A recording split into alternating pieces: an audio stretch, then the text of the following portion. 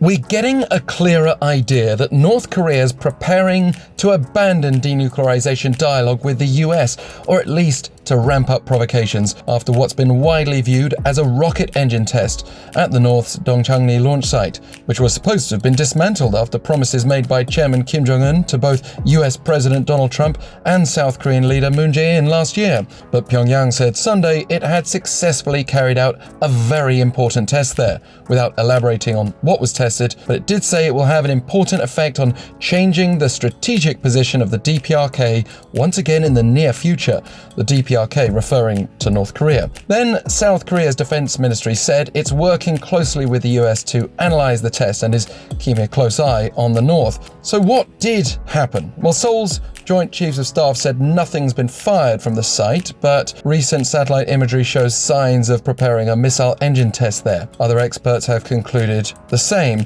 and it indicates the North may be gearing up for a major breach of United Nations Security Council resolutions, since its year-end deadline for an acceptable deal with the US is approaching, and perhaps even before then we might see something dramatic. A satellite launch, for example, would be condemned as testing technology that could be diverted towards an ICBM. Remember the pattern in 2017. In March of that year, the North tested a new high-thrust engine at Dongchang-ri, which was employed to launch ICBMs later that year, taking us allegedly to the brink of war. Other technical details are still being questioned for now. For example, was solid fuel used, which would then be loaded much faster and thus make missile launches harder to anticipate. Either way, it seems relations are breaking down, with the US requesting a UN Security Council meeting this week and expectations, or at least fears, of fireworks in the new year.